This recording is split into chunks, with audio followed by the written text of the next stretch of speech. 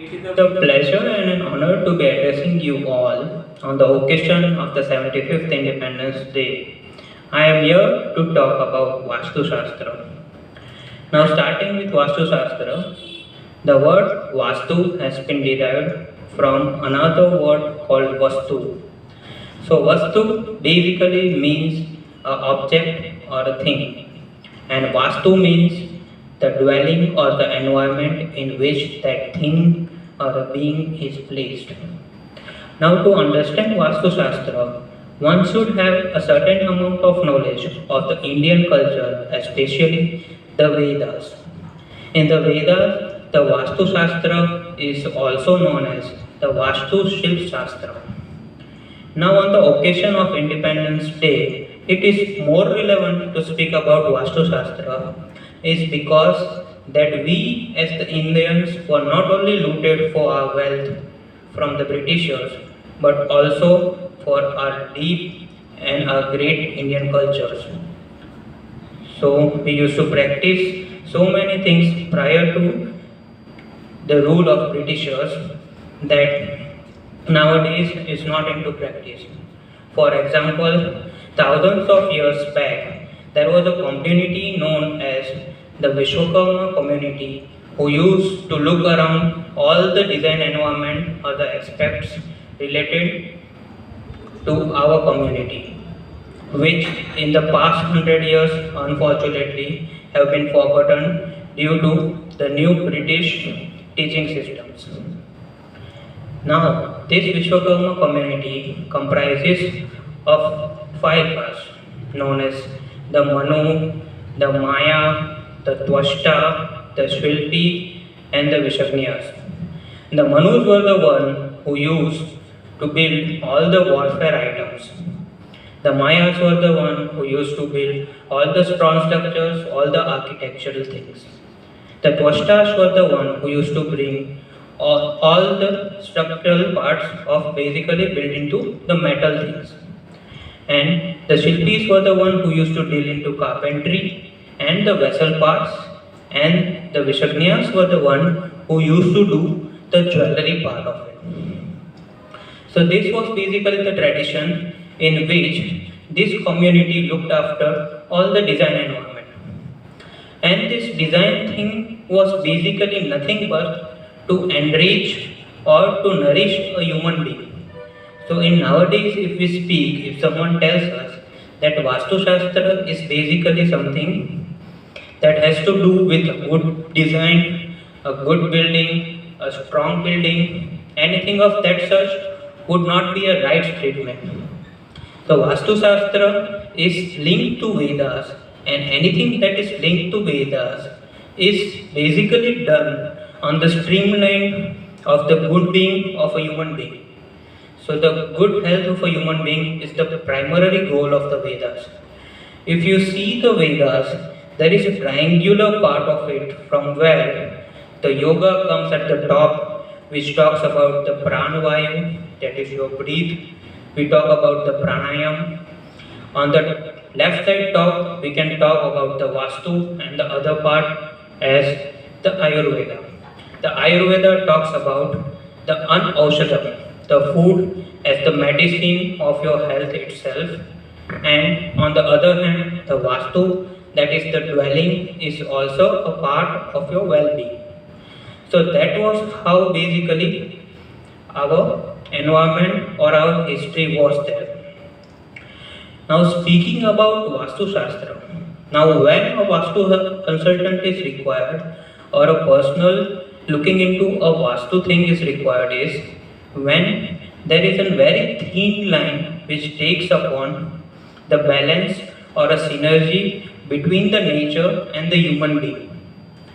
Now when this balance is being disbalanced in any form, then there are issues raised in terms of health, in terms of family relations, in terms of monetary gains.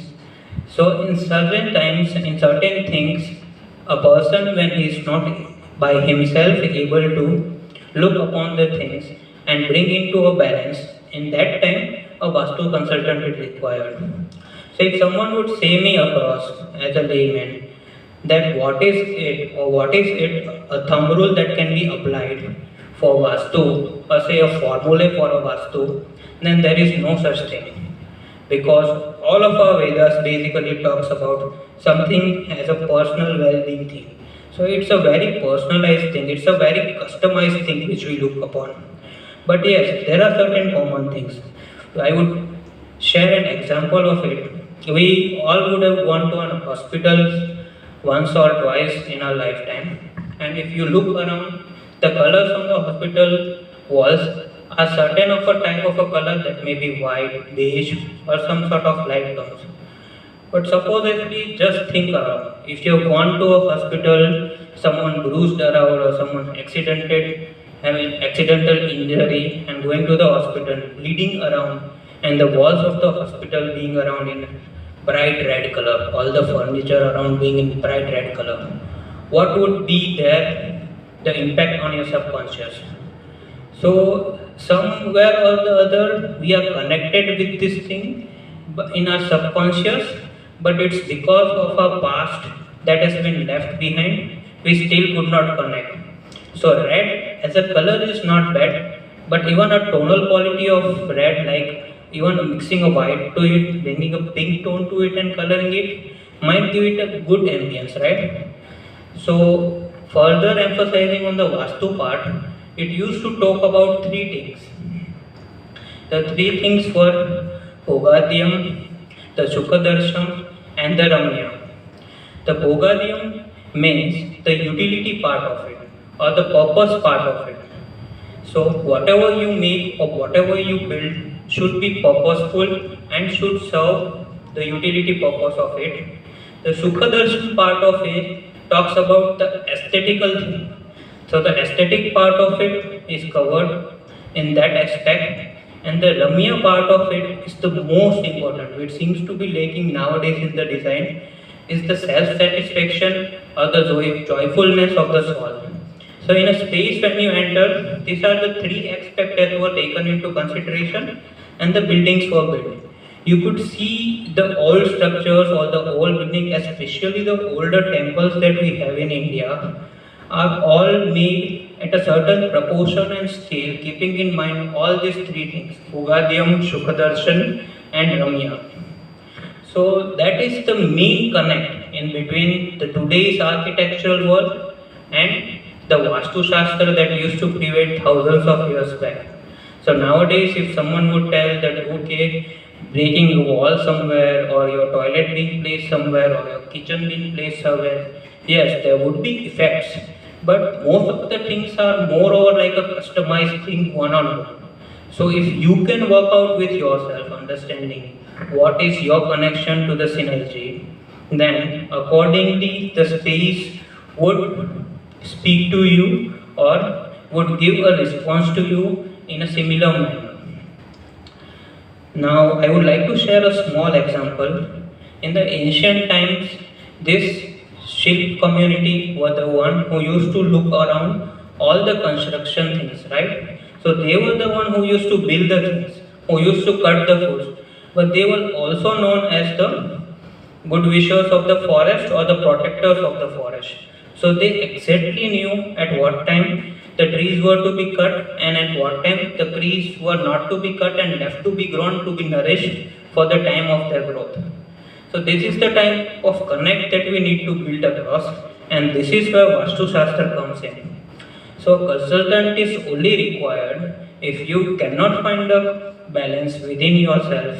So consultant can know you personally, can understand you personally, and he already knows certain aspects of the Vastu and can bring upon that thin line of balance and can bring joy and happiness to you and in a means to the world.